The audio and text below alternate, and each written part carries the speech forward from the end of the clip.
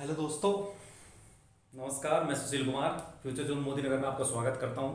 दोस्तों, जैसे कि आप जानते हो, मैंने भूगोल सीरीज जो शुरू की है, मेरे से भाग 1, भाग 2, भाग 3 मैंने आपके पास पहले से ही भेज दिए हैं। और आज दोस्तों उसी क्रम में मैं अगला भाग 4 के लिए आपके बीच आऊँ। तो दोस्तों, आज हम इस भाग 4 के अंतर्गत हमारा जो भाग 3 में एक टॉपिक चलाया गया था देशांतर, उसी के 4 टॉपिक हैं दोस्तों जो रुके हुए हैं, बहुत इंपॉर्टेंट है। अब भाग 4 में मैं देशांतर की दूसरी सीरीज में 4 टॉपिक के बारे में वर्णन करूंगा, अर्थात यहाँ हम 4 मुख्य टॉपिकों के बारे में जानेंगे कि वे क्या होते हैं दोस्तों। जिसमें हमारा पहला टॉपिक है स्थानीय समय, दूसरा टॉपिक है मानक समय,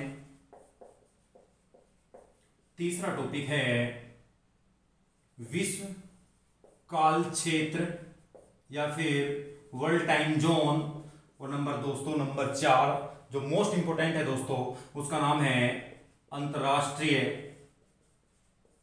तिथि रेखा या इंटरनेशनल डेटलाइन। दोस्तों, ये बहुत इंपॉर्टेंट पॉइंट है, अपना आप में बहुत कुछ है, एग्जामिनर यहीं से ही क्वेश्चन सबसे ज्यादा पूछता है। तो दोस्तों, टाइम ना गवाते हुए आगे बढ़ते हैं और बात करते हैं अपने इन 4 टॉपिकों के बारे में। जानते हैं दोस्तों क्या होता है। नंबर 1 टॉपिक हमारा स्थानीय समय। स्थानीय समय दोस्तों क्या होता है। दोस्तों, जैसे कि आप जानते हो, हम सब किसान परिवार या किसान मजदूर परिवार से ही आते हैं, अर्थात खेती किसानी से हमारा सीधा सीधा संबंध है। तो दोस्तों, आज हमारा किसान या हमारे पिताजी द्वारा या हमारे बाबा जी द्वारा या हमारे पूर्वजों द्वारा, अब से पहले जब घड़ी नहीं थी तो समय का एक निर्धारण किया जाता था। कैसे दोस्तों, कि खेत में खड़े होकर सूरज की ऊंचाई और उसकी पड़ने वाली तपिश को देखकर समय का अंदाजा लगा लिया जाता था।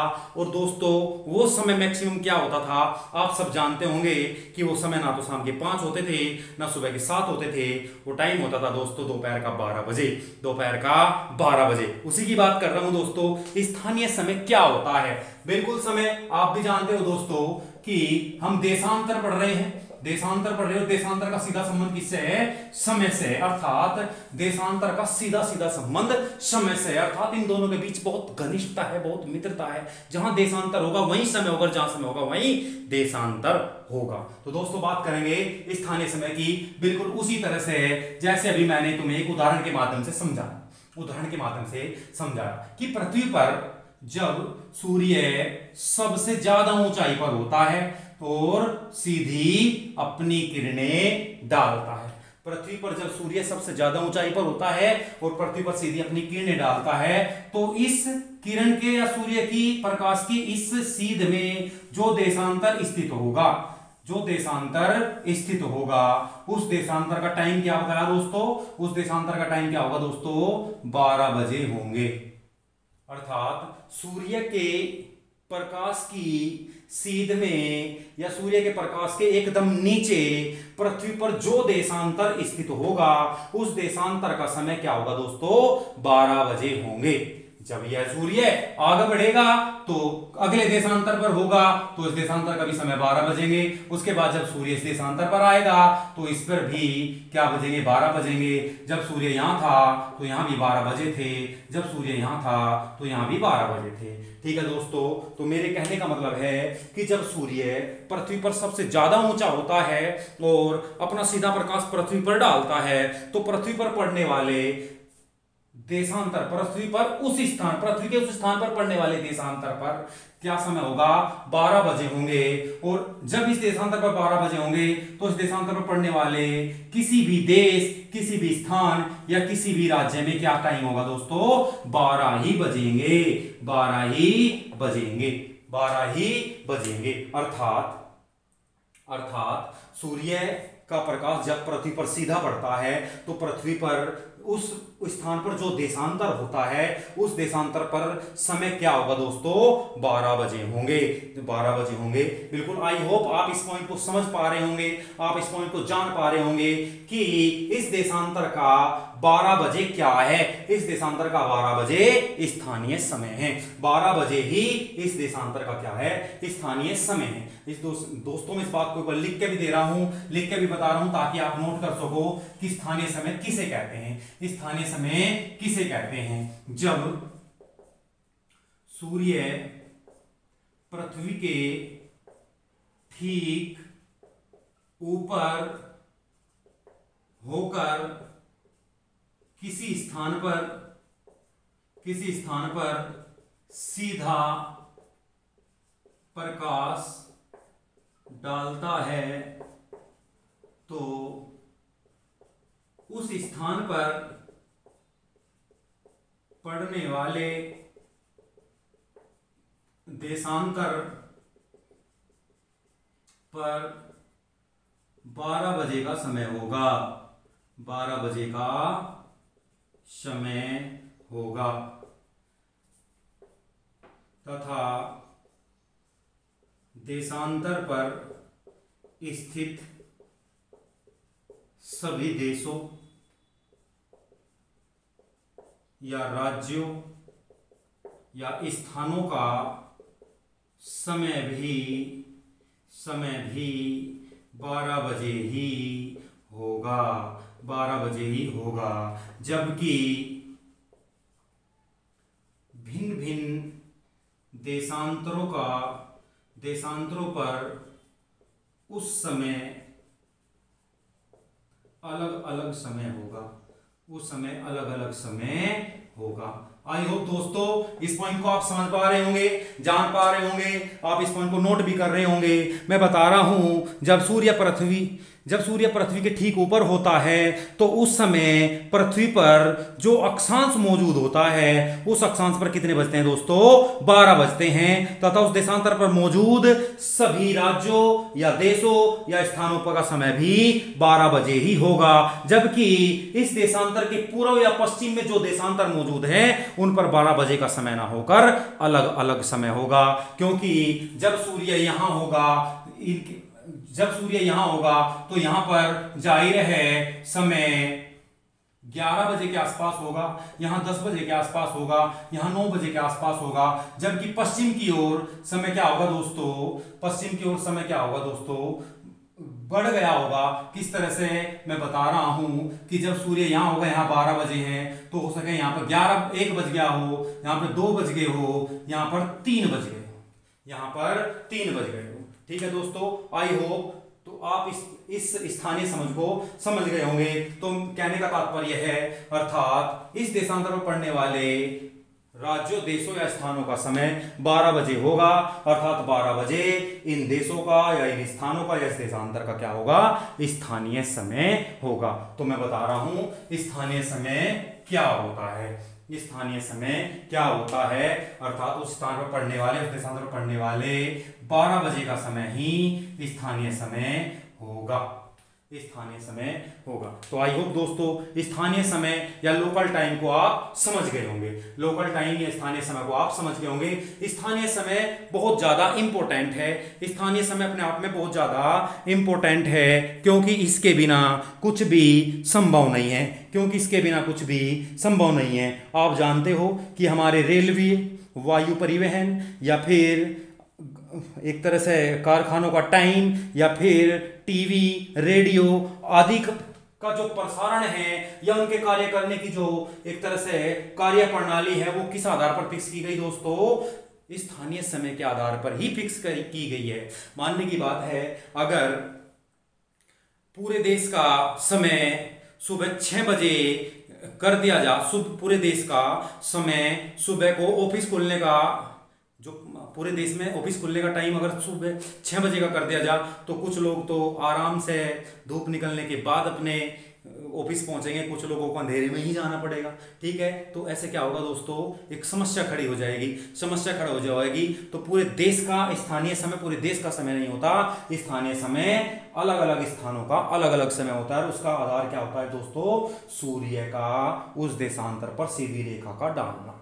ठीक है दोस्तों, तो अलग अलग देशांतरों का समय अलग अलग होता है और हर देशांतर पर पड़ने वाले स्थान उसी देशांतर के स्थानीय के समय के अनुसार अपना समय निश्चित करते हैं। तो आई होप आप समझ गए होंगे कि स्थानीय समय लोकल टाइम क्या होता है। तो दोस्तों इसी सीरीज में आगे बढ़ते हैं और लेके चलते हैं अपना अगला पॉइंट जिसका नाम है मानक समय या स्टैंडर्ड टाइम। तो दोस्तों साफ करता हूं और अगले पॉइंट पर आते हैं अपने, नाम है जिसका स्टैंडर्ड टाइम या मानक समय।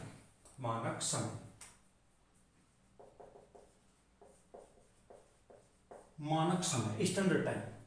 दोस्तों जैसे कि आप जानते हो, अभी हमने पढ़ा कि स्थानीय समय हर देशांतर पर अलग अलग होता है। जब हर देशांतर पर अलग होगा तो प्रत्येक देशांतर पर पड़ने वाले देश का स्थानीय समय भी अलग अलग होगा, और इस आधार पर दोस्तों एक समस्या उत्पन्न हो जाएगी। एक समस्या उत्पन्न हो जाएगी, और वो कैसी समस्या होगी कि एक देश के अंदर से कई देशांतर होकर गुजरते हैं, एक देश के अंदर से कई देशांतर होकर गुजरते हैं, तो स्थानीय समय को पूरे देश का समय निर्धारित नहीं किया जा सकता, पूरे देश का समय निर्धारित नहीं किया जा सकता। जबकि पूरे देश में जो टाइम मैनेजमेंट बनाया गया है वो दोस्तों एक निर्धारित टाइम ही निर्धारित किया गया है। अगर मानने की बात है रेडियो कार्यक्रम जो एक सैटेलाइट के माध्यम से किसी देश में प्रसारित हो रहा है और उसका समय 7 बजे फिक्स कर दिया गया है, तो दोस्तों आपको पता है कि अरुणाचल प्रदेश और गुजरात के समय में लगभग 2 घंटे का अंतर है, लगभग 2 घंटे का अंतर है। तो ये किस आधार पर सब सही 7 बजे गुजरात के लोग भी वहां मौजूद होंगे और अरुणाचल प्रदेश के लोग भी मौजूद होंगे, और सैटेलाइट के द्वारा लाइव एक जारी किया जा रहा कोई प्रसारण दोनों स्टेट या बीच में पड़ने वाले सभी पूरे स्टेट के या पूरे राज्य या पूरे देश के लोग एक समय पर उस प्रसारण को सुन सकेंगे।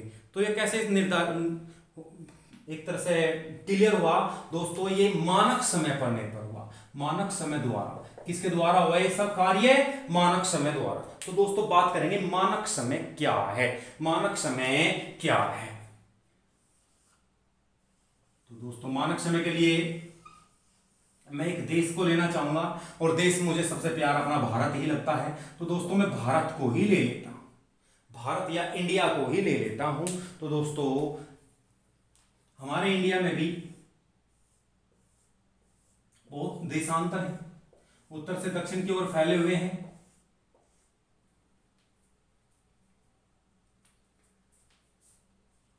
$60.6 डिग्री देशांतर से 97.25 डिग्री देशांतर के बीच भारत फैला हुआ है।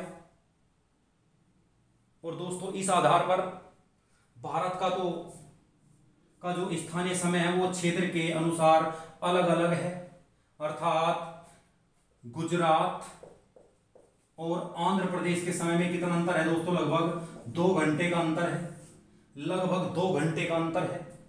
आप भी जान रहे होंगे, मैंने बताया था आपको कि किन्हीं भी 15 डिग्री देशांतर में कितना अंतर होता है? 1 घंटे का। तो यहां पर तो सीधा सीधा लगभग 30 डिग्री देशांतर का अंतर आ रहा है दोस्तों, तो 2 घंटे का अंतर होगा, 2 घंटे का अंतर होगा। और इस आधार पर क्या है, एक तरह से हमारा रेलवे का टाइम, जो हमारे एयर फ्लाइट्स हैं उनका टाइम्स, या फिर रेडियो प्रसारण का टाइम या टीवी कार्यक्रम का टाइम, इस आधार पर तो होगा नहीं दोस्तों। सैटेलाइट के माध्यम से किसी एक निश्चित समय निर्धारित करेंगे। तो एक हमारे वैज्ञानिकों के द्वारा विश्व के भूगोल वैज्ञानिकों द्वारा 1884 ईस्वी में एक मीटिंग, कहां? वाशिंगटन डीसी में एक कॉन्फ्रेंस या एक मीटिंग बुलाई गई, और इसके आधार पर क्या करा दोस्तों? पूरी पृथ्वी की एक स्टैंडर्ड टाइमलाइन या मानक समय रेखा घोषित की। उसी आधार पर दोस्तों भारत में भी क्या करा, प्रत्येक देश ने क्या करा दोस्तों? अपने देश से गुजरने वाले देशांतरों के बीच, प्रत्येक देश ने अपने देश के अंदर से गुजरने वाले देशांतरों के बीच एक विशेष या स्पेशल देशांतर को मानक देशांतर घोषित किया।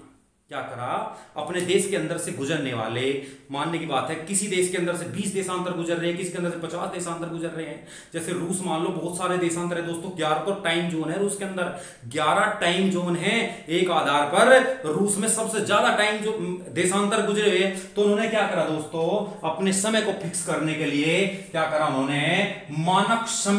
मानक समय निर्धारित किया, और मानक समय निर्धारित करने के लिए क्या करा, कुछ देशांतरों के बीच के एक विशेष देशांतर को मानक देशांतर माना, और उस देशांतर को ही मानक समय रेखा कहा, मानक समय रेखा कहा। तो भारत की बात कर रहा हूं मैं, इस देश रूस की बात नहीं कर रहा हूं मैं, यहां भारत की बात कर रहा हूं। तो भारत की मानक समय रेखा दोस्तों किस है, 82.5 डिग्री देशांतर को माना गया है, 82.5 डिग्री पूर्वी देशांतर को मानक समय रेखा माना गया है, 82.5 डिग्री पूर्वी देशांतर को मानक समय रेखा माना गया है। इस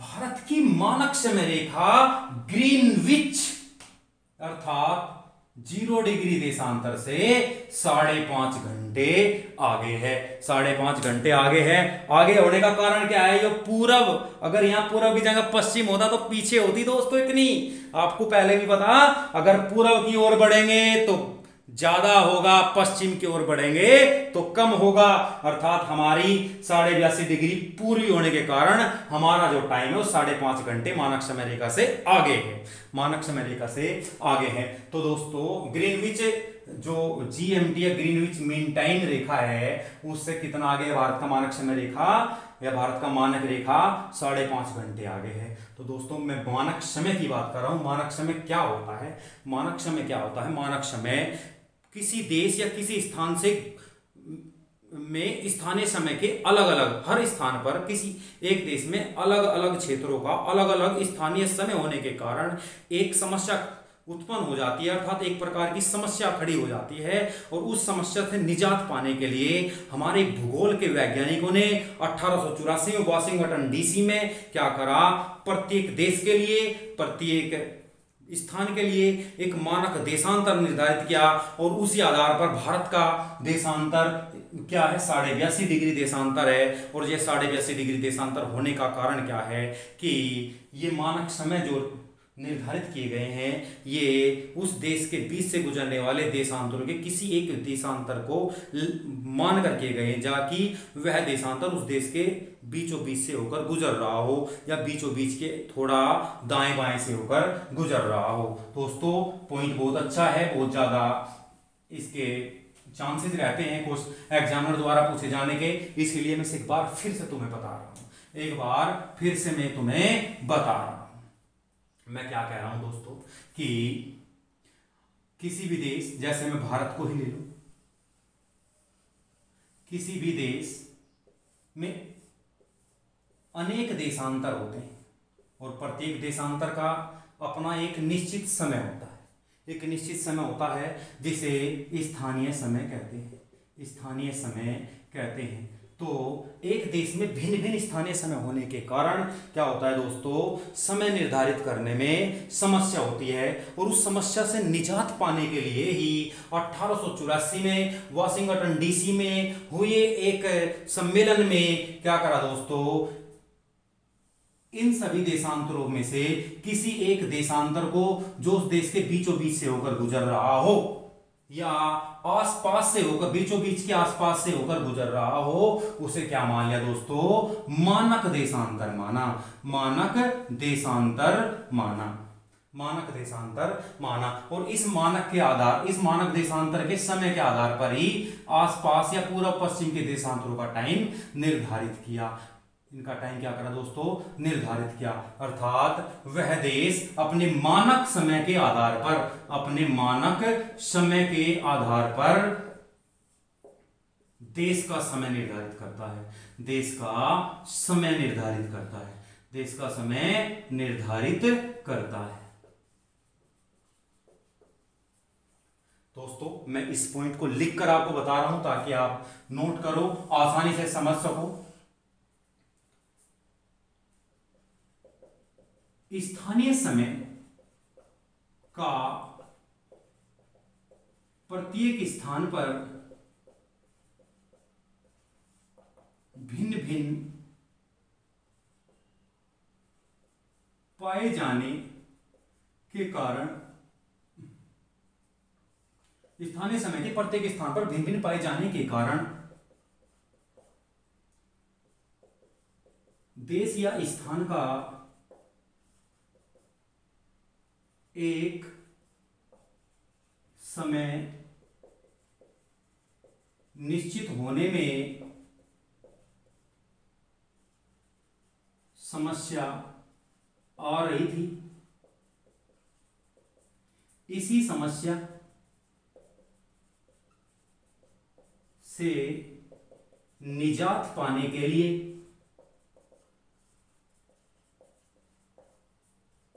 उस स्थान या देश को, उस स्थान या देश का एक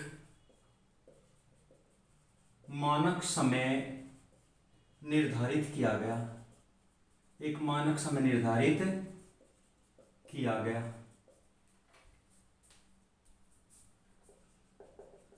मानक समय निर्धारित करने का आधार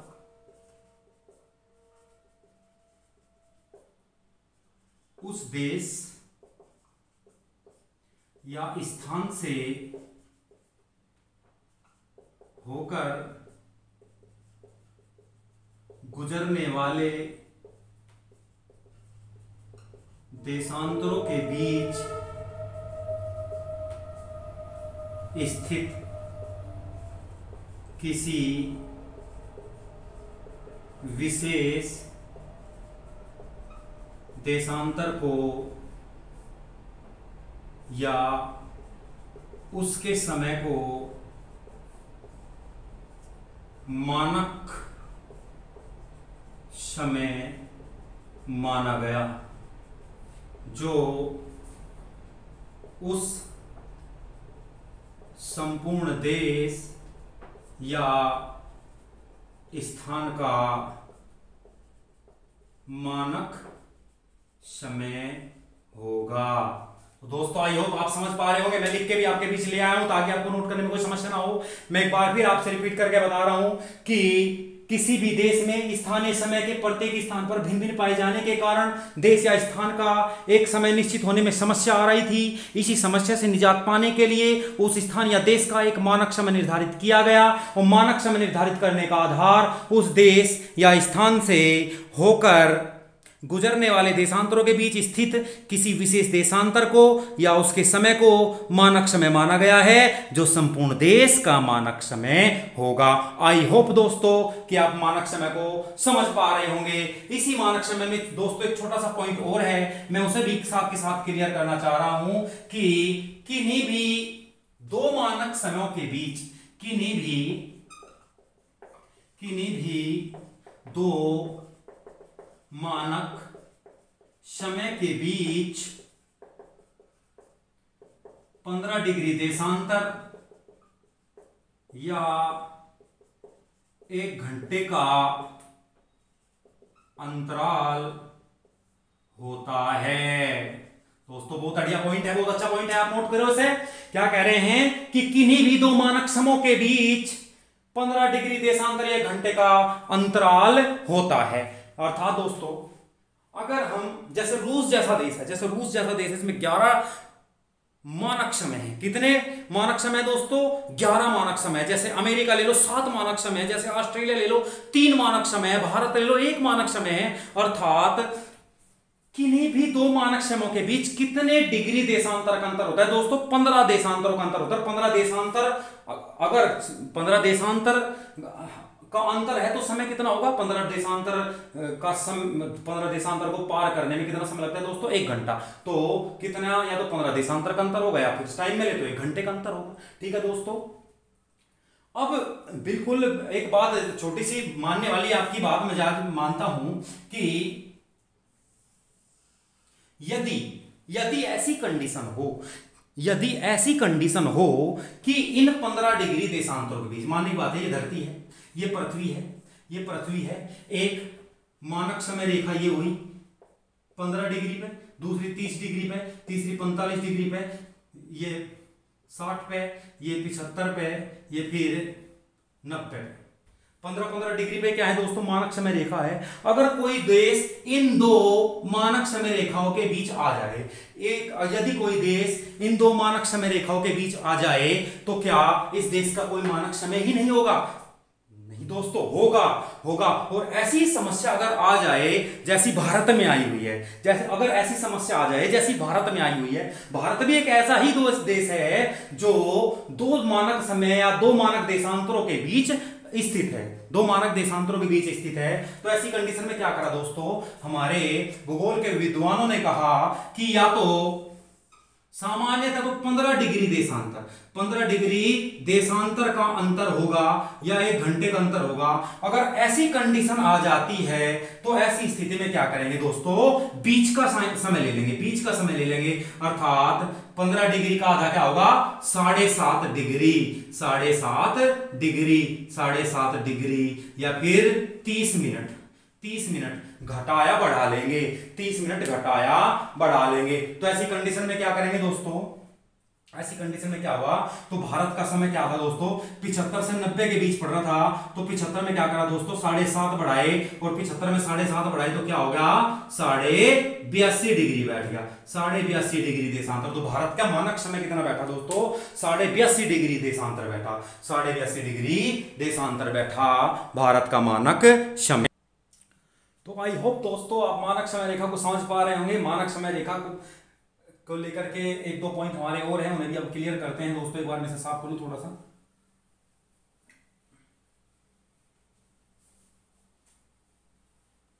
आप ये भी समझ गए होंगे कि भारत की मानक समय रेखा 82.5 डिग्री देशांतर क्यों है, आपको मैंने ये भी समझा दिया है दोस्तों। बात करता हूं भारतीय मानक समय रेखा के बारे में। भारतीय मानक समय रेखा हेडिंग मेरा होगा दोस्तों यहां भारतीय मानक समय रेखा। क्या दोस्तों हेडिंग है मेरा, भारतीय मानक समय रेखा। अगर आप लोग नोट कर रहे हैं तो दोस्तों नोट कर लीजिए, बहुत अच्छी बात मैं आपको बताने जा रहा हूं।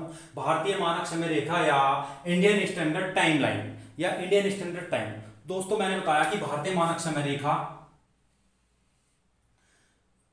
का क्या नाम है दोस्तों, 82.5 डिग्री पूर्वी देशांतर है, 82.5 डिग्री पूर्वी देशांतर है। और यह है दोस्तों GMT या ग्रीनविच मीन टाइम, यानी कि 0 डिग्री देशांतर से कितना घंटा आगे है दोस्तों, 5.5 घंटे आगे है, प्लस 5.5 घंटे आगे है। और दोस्तों भारत की जो मानक समय रेखा है कहां से होकर गुजरती है दोस्तों, इलाहाबाद के निकट नैनी, इलाहाबाद के निकट नैनी से होकर गुजरती है, इलाहाबाद के निकट नैनी से होकर गुजरती है। तो दोस्तों आई होप आप ये पॉइंट समझ पाए होंगे कि भारतीय मानक समय रेखा का नाम क्या है, 82.5 डिग्री पूर्वी देशांतर है। यह ग्रीनविच मीन टाइम से 5.5 घंटे आगे है। आगे होने का कारण दोस्तों पूर्व की ओर बढ़ना है। अगर ये पश्चिम की ओर होती तो क्या होती, 5.5 घंटा पीछे होती, प्लस की जगह माइनस का चिन्ह होता। और दोस्तों अगला पॉइंट है कि भारतीय मानक समय रेखा कहां से होकर गुजरती है दोस्तों, इलाहाबाद के नैनी के निकट से होकर गुजरती है, नैनी झील से होकर गुजरती है। दोस्तों आई होप आप समझ पा रहे होंगे। तो दोस्तों एक पॉइंट और है, अगर आप यूपी स्पेशल दे रहे हो मेरे साथ मिलकर के, अगर आप यूपी स्पेशल दोगे या फिर उत्तर प्रदेश या इंडिया का ही दोगे, तो दोस्तों इसमें क्वेश्चन आ जाता है। क्वेश्चन क्या है कि भारतीय मानक समय रेखा भारत के कितने राज्यों से होकर गुजरती है। भारतीय मानक समय रेखा ये 82.5 डिग्री पूर्वी देशांतर यानी कि भारतीय मानक समय रेखा है, और ये भारतीय कितने राज्यों से होकर गुजरती है दोस्तों, तो नोट कर लीजिए 5 राज्यों से होकर गुजरती है दोस्तों, 5 राज्यों से। कौन सा, नंबर 1 होगा उत्तर प्रदेश, उसके बाद दूसरा होगा दोस्तों मध्य प्रदेश, तीसरा होगा दोस्तों छत्तीसगढ़, और चौथा होगा दोस्तों उड़ीसा, और पांचवा होगा दोस्तों आंध्र प्रदेश। 5 राज्य कौन कौन से हैं, मैं एक बार यहां भी अलग अलग लिख देता हूं ताकि आपको नोट करने में कोई समस्या ना हो, आप सदा से याद रख सको। दोस्तों ऊपर से नीचे की ओर आएगी तो सबसे पहला आएगा दोस्तों उत्तर प्रदेश, उसके बाद मध्य प्रदेश, उसके बाद दोस्तों छत्तीसगढ़, उसके बाद आपका उड़ीसा, और उसके बाद आपका दोस्तों आंध्र प्रदेश अर्थात भारत के 5 राज्यों से होकर गुजरती है।